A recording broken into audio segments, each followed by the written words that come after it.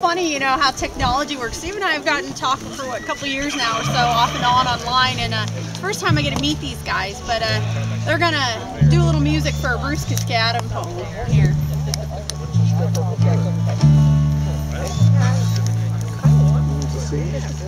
Amazing Grace.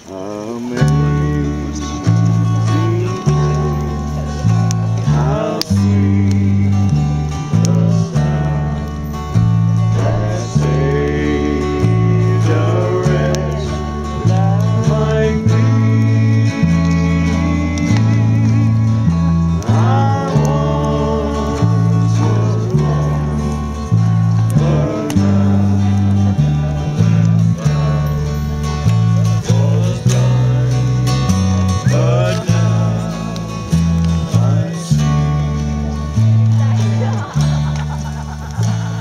A little bunch of settlers had gathered on an autumn day round a homemade lumber coffin with their last respects to pay. Weary men that wrung their living from that hard and arid land, and beside them stood their women, faded wives with toil-worn hands.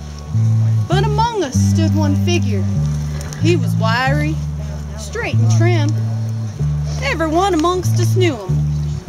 'Twas the Bronco twister, Jim. Just a bunch of hardened muscle, tempered with the savage grit. And he had the reputation of a man that never quit.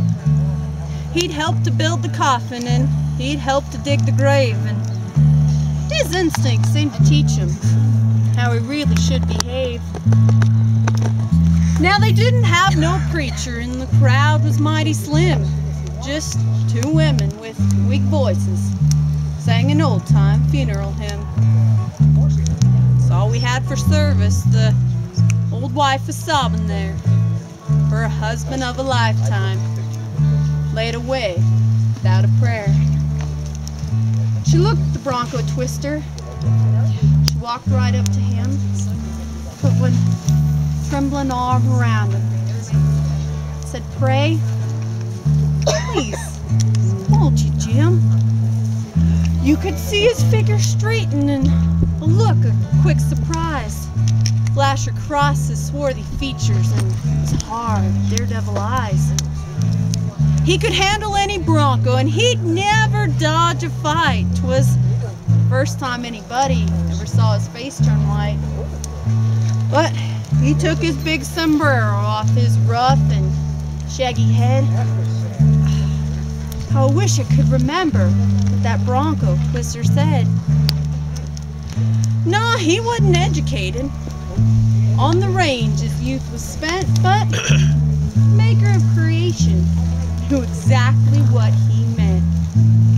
He looked over towards the mountains where the drifting shadows played.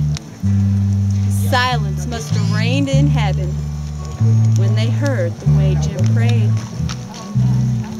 It's been many years since we've gathered in that lonely graveyard lot, but it gave us all a memory and a lot of food for thought. As we stood beside the coffin and that freshly broken sod, with that reckless Bronco breaker talking heart to heart with God. When the prayer was over, and the grave had all been filled, on his rough, half-broken pony, he rode off towards the hills. We stood there in amazement as we watched him ride away, for no words could ever thank him. There was nothing we could say. Since we gathered in that graveyard, it's been nearly 50 years, with their joys and with their sorrows, with their hopes, and with their fears. But I hope when I've finished, and they've laid me with the dead, someone says a prayer about me, like that Bronco twister said.